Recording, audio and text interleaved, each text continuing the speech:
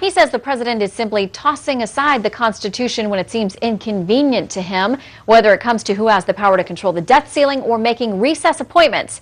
I talked earlier with Utah Republican Senator Mike Lee about those strong accusations and much more.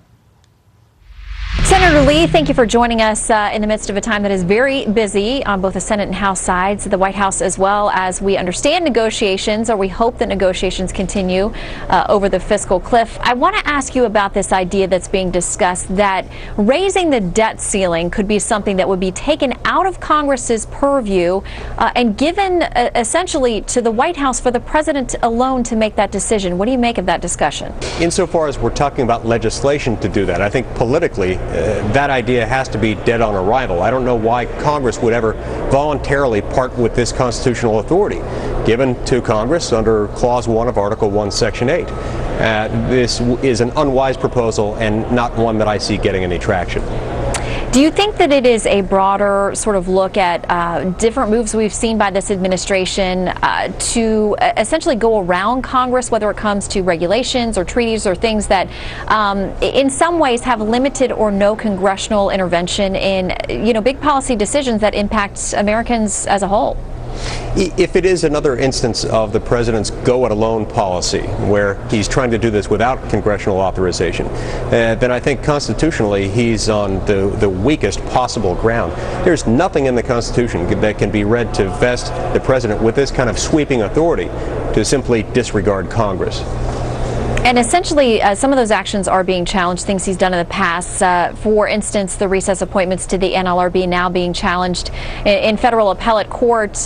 Do you think that this administration will be called on the carpet at any point to account for some of those maneuvers? I do think so. And in fact, just this week we had a challenge that was brought to the forefront in the U.S. Court of Appeals for the D.C. Circuit. I think there is a very significant chance that in that case the court might well conclude that the president overstepped his boundary when he made 4 recess appointments in January of this year at a time when the Senate was not in recess. We will continue to follow that case. It's a very interesting discussion to have. But back to the issue of the fiscal cliff. Are you being cued in and clued in on what's happening? Some Republicans have very publicly complained that there are negotiations and bargains being made behind closed doors as far as they know that they're getting their information about what's being hammered out essentially from news reports, from media reports. Do you feel like you're getting enough information? I do feel like I'm being updated regularly, if that's the question.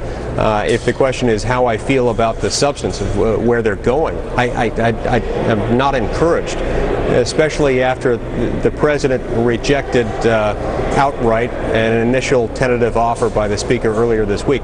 It didn't happen in a way that gave me confidence that the president is really interested in negotiating. It gave me the sense that perhaps he's not only willing to allow us to go off the cliff, but perhaps he wants to push us off.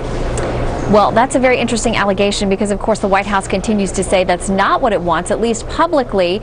But your colleague, Senator Lindsey Graham, a fellow Republican there in the Senate, said as much a few days back that he thinks they've made a political calculation and that there's a very real possibility that that's going to happen. Yes, and it's of concern to all of us. None of us want taxes to go up. And all of us realize, I think, that a tax increase at this point would be devastating to our economy. A tax increase, even if it's focused only on the top 2 tax brackets, will kill 700,000 jobs. And those are not going to be CEO jobs. Those are not top 1% jobs. Those are men and women who are working hard and often living paycheck to paycheck, who can hardly afford to absorb the economic impact of a job loss. So much of the conversation seems to be focused on those tax rates. Are you concerned that there's not enough of a conversation happening about the other side of this equation, about federal spending? Yes, especially given the fact that the president's proposal doesn't really take seriously the spending side of the equation. In fact, the president's proposal actually contemplates a spending increase, not spending cuts. And we have to remember that ultimately what we have, Shannon, is not a revenue problem as much as it is a spending problem, and that's where we have to be focused. But the president is quite decidedly not focused in that direction.